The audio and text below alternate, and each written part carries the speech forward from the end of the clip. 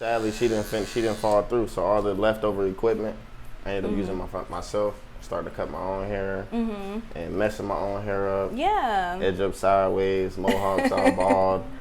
And it gradually got decent enough where other kids in the neighborhood wanted me to cut their hair too. So okay, so your mom was a beautician. Right. How long has she been doing hair for? Since I was 9. Okay, wow. For a very long time. Wow. She still get down, but she don't mess. She don't do it no more. She's retired now. Yes, ma'am. She's pretty guns. Okay. Grew up in San Antonio your whole life. So tell me a little bit about why you wanted to get started with this Black Men March. Originally, I like to dress. That's how it started. And I got a lot of friends that compliment how I dress, and I do the same. A lot of friends like Dante and DJ Fat, Aaron Milan. Yeah. They all love to get spiffy. They all love to be dressed up. And so with that, you know, seeing the movement that's going on in Dallas with the flash mobs, on how they get down, they get really nice and dressed, and they prepare themselves so they can look good in front of everybody. Let people know that Black men, we don't only come out with baggy jeans and Robin jeans and baggy belts and these crazy diamonds and you know, do-rags. They see all this stuff and they just think that they scared of us and that we're trouble.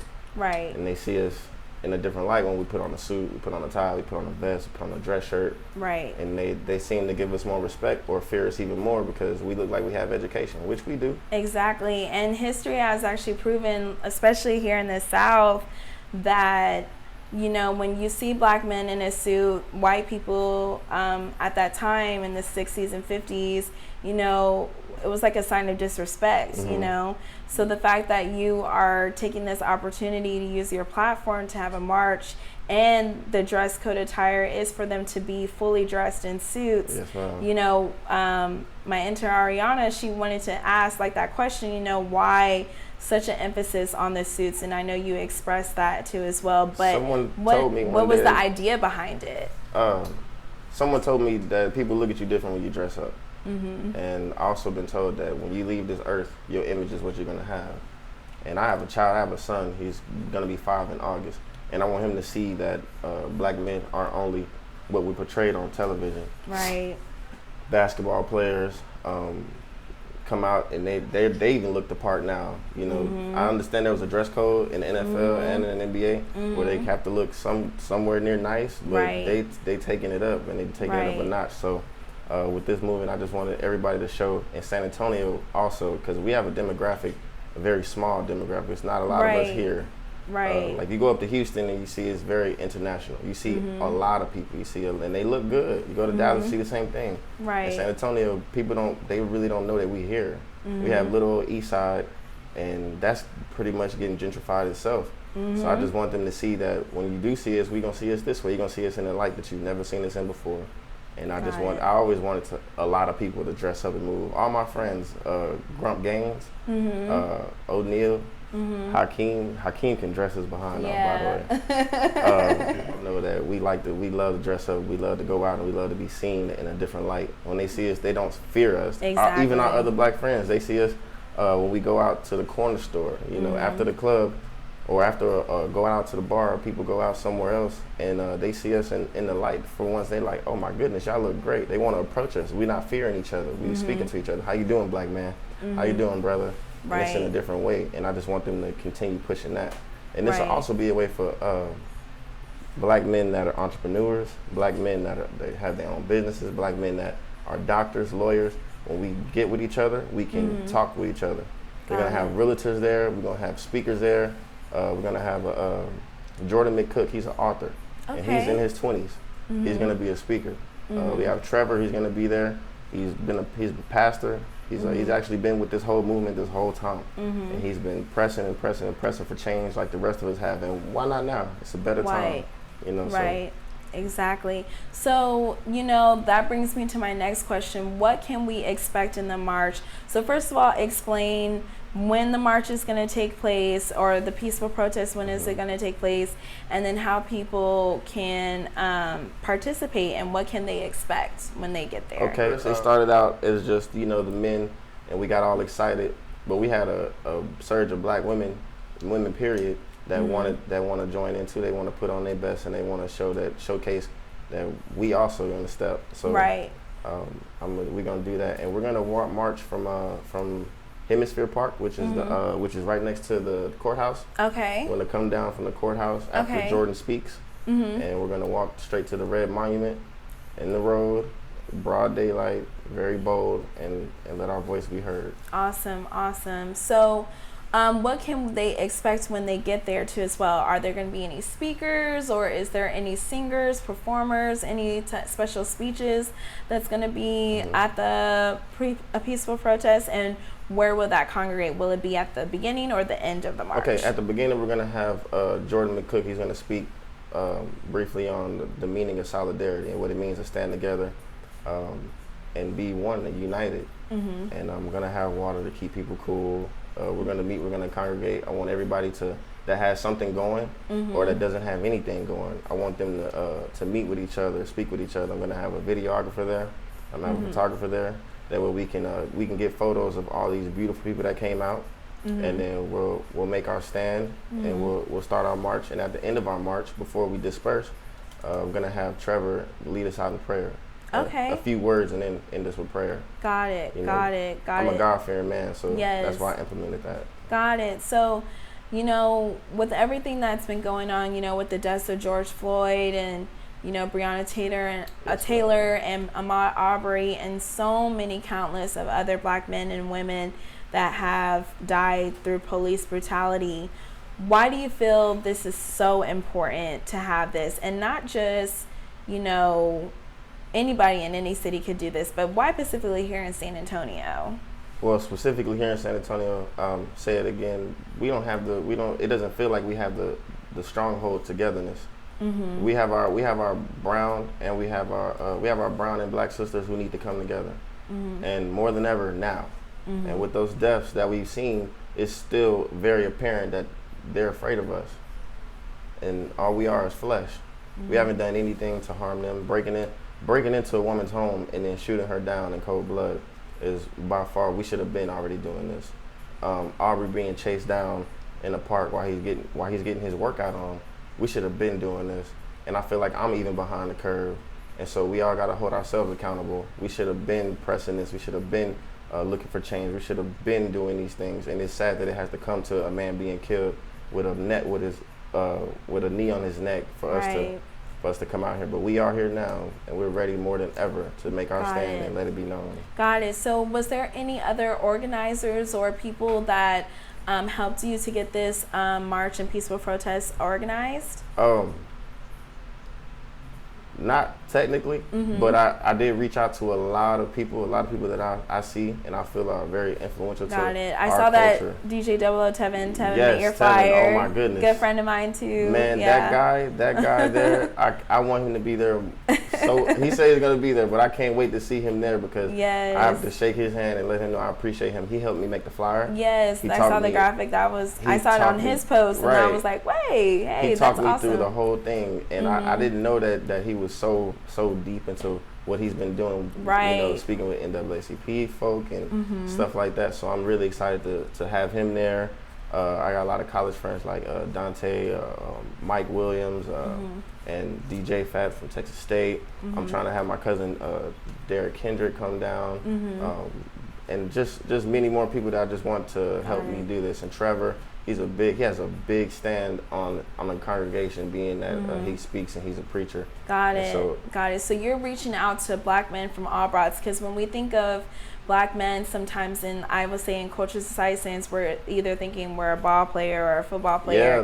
But the fact, the fact that we're politicians, we're historians, we're doctors and teachers and barbers, we have all been pivotal parts of the community. So you being a barber too as well, what do you think that does for the standard or confidence or self-esteem for a Black man when they get their hair cut? What is that? Oh, it's tremendous. First of all, it's a great feeling to get someone to look their best. I see his waves is on point. Yes, this man is 360. This is a young man. This is Caleb. This is my little cousin here, and he's nice to meet you. Yeah, he just got the waves going. But it does great. It does wonders for our confidence, for one.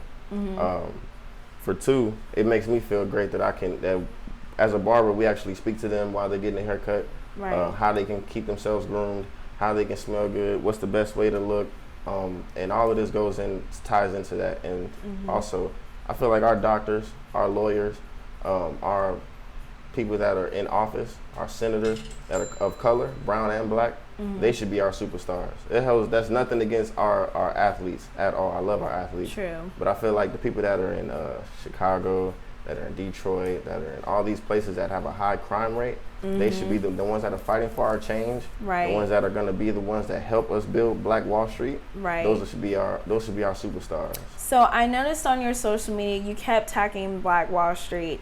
And for those people that don't know about the history of the actual historical landmark in Tulsa, Oklahoma about Black Wall Street, I had to educate myself because I used to live in Oklahoma and I never heard anyone talk about Black Wall Street until I moved back to Texas.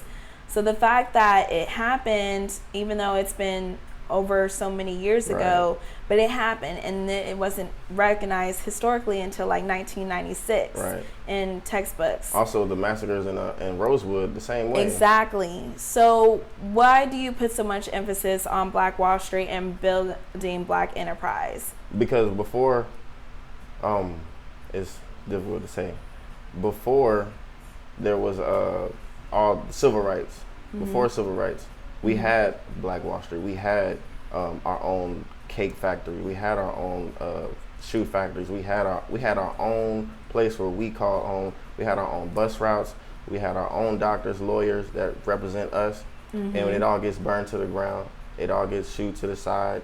It all gets washed out with a highlighter or a whiteout, and you don't hear about it again. You know, we go to school, we hear about Black History Month, but all through my 4 years in high school, I never heard of Black Wall Street. Right. It took my own education, doing my own footwork, hitting Google or grabbing a book and knowing what Black Wall Street meant to us, and that we didn't need civil rights. We needed equal economics. That's what we needed. We needed to be able to make the same amount of dollars as our counterpartners.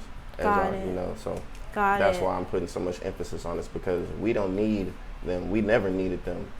You know, we're God's chosen people.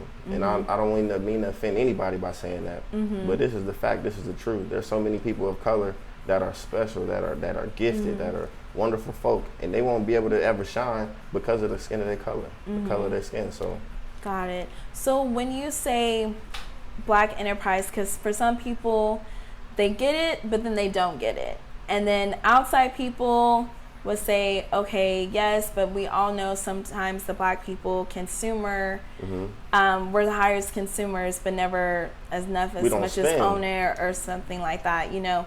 And supporting Black businesses is very important. How do you feel like your movement with the protests and everything, how do you think people are going to be impacted, and what is the impact you want to leave behind? When we meet and we congregate, the impact I want to leave behind is that we can do this repetitively. Every year we can do this. We can come together. We can talk about what we didn't get to talk about. We can meet people that we never got to meet before, and we can put change. I know people like Ramon Perkins and his sister Frasier. They're their own enterprise. They work with other Black people and they want to build.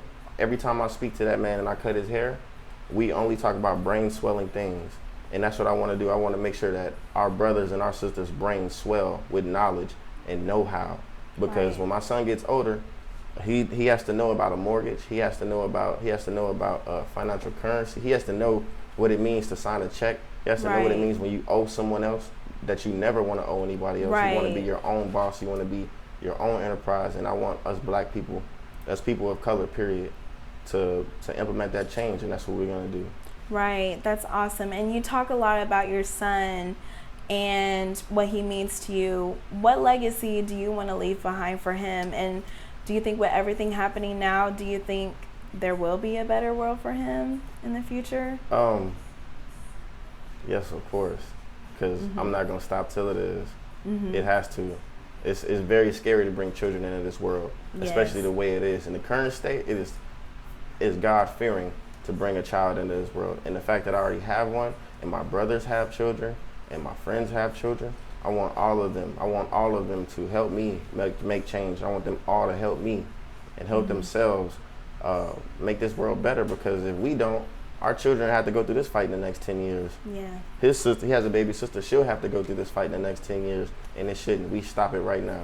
Right, exactly.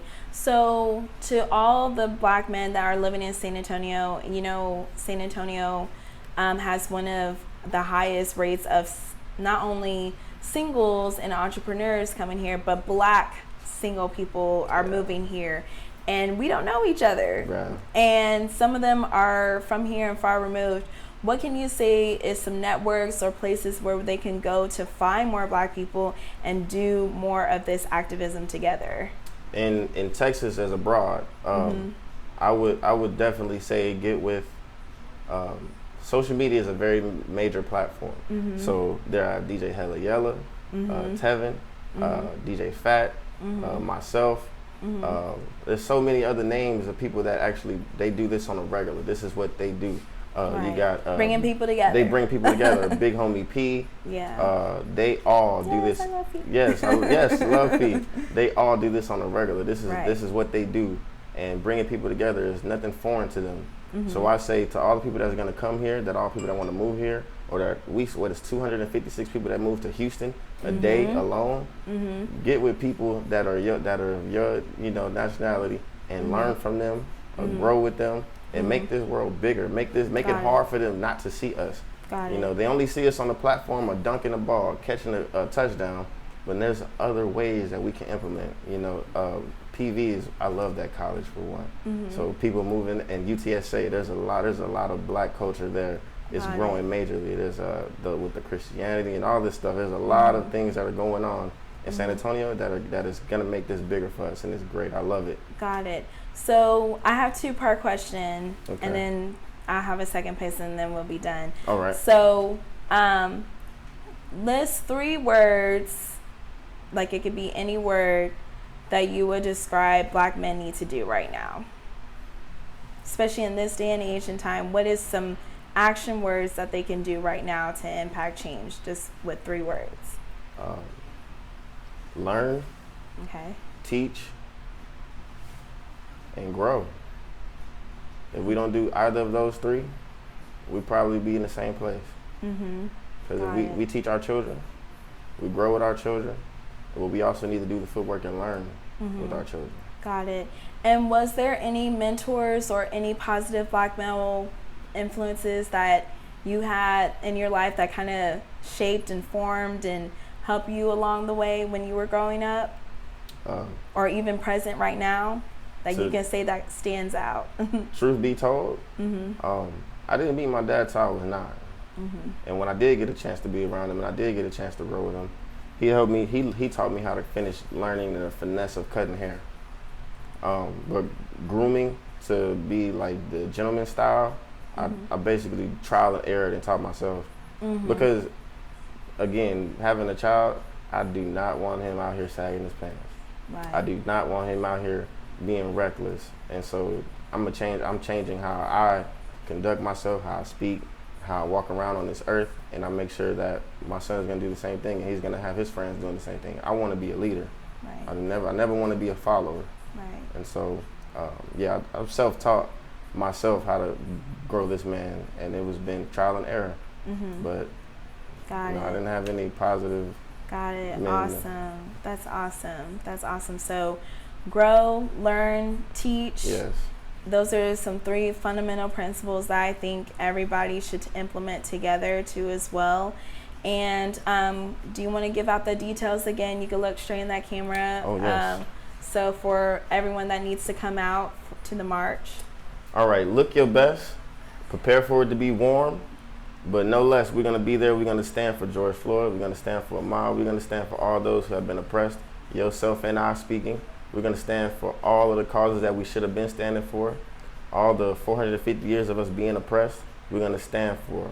And we'll be there in solidarity. We'll be there in prayer. We'll be there in the numbers. So you can congregate, and I can speak with you, and you can speak with each other, and we can all grow. And that's basically it. Okay. We're going to do this regularly. And tell them the location where they're going to need to be again to meet. We're going to be at on Cesar Chavez down at Hemisphere Park, right in front of the courthouse. That way and I'm gonna have beverages. That way I keep everybody nice and cool. I'm really worried about the heat, but I'm more than happy to see everybody there. Got it. Also, well, then one last question too. I wanted to ask you, since COVID has happened and influence and everything, do you feel, if COVID didn't happen, do you feel we would be at the unrest where we are with everything happening with George Floyd? Because COVID has kind of made us still. Right. We didn't have distractions. We didn't have no sports on. We didn't have no games on. We didn't have work to go to. Some of us who did work, thank God, you know, we was at home. So we were kind of at this peace and stillness. Do you think that really influenced how we are protesting and acting for change now? Because people are kind of at a high level tipping point. For one, people were scared. And they're sick of being scared. They were being told what everybody believes is a lie, that COVID isn't real, so with all of that being said, people being scared of CNN putting us at risk, or people shutting us down, or we sitting at home and we getting time to think, and we still seeing that even with us being at home and us being with our family, that people are still their houses are being invaded in, and they're still being killed. And black men are still being killed on the road. You go for a jog, and you can't enjoy your jog. Yes, COVID. I appreciate you, COVID. You came in, you sat us still, you showed us what we need to be highlighted in our life. And now we're here. I'm ready to go. Awesome. So I'll see you on Friday. Looking in the best, sharp. So making influence casual. We want you to put your best. Put your best on, because I'm definitely gonna be in mine. Even in the heat, even in the record-breaking heat. Yes, it's crazy, right? Yeah, it's because of Cristobal. Oh, okay. Cristobal, Louisiana got the rain, we got the effective heat. Yeah, the back end. Yeah, my exactly. goodness. I know the mosquitoes is killing the Louisiana right now. Probably. My mom is from Louisiana, so I know. And it's hot. Got it. It's hot and muggy. Got it. So and then one last question, then we'll wrap it up here. So what do you think having men in suits, especially, you know, we're in the South, you know, we're seeing what has been happening in Georgia, Florida, and just recently in Georgia about the voter suppression of the votes. And now here in Texas, you're having this protest and peaceful protest too as well. What do you think that says for a black man that's living in the South, especially now? Well, right now, better time than any. You need to vote. We need to register. We need to make sure we get those people in that they're going to represent us. This is the best time, the only time. If we're gonna wait again, then we'll have another representative like Trump, who's gonna be continuously pulling the veil back under what's really going on in this oppressed country, when we should be standing up for ourselves and at those polls. We fight each other in the hood, we fight each other at the club, we fight each other at the store. We need to be fighting to get in line at those polls, and we need to make change. Got it. Awesome. Leon Berry, thank you so much for taking the time to talk to me. This is the Pink and Brown Closet, Angela Shanice. Be sure to subscribe to my Instagram and YouTube channel. And also, where can we find you on social media and find out more information about your movement? Find me at Leon_Berry. I'm here and I'm ready to go. I'll be your barber. And get you looking good like little cousin here. Yes. All right. Thank you.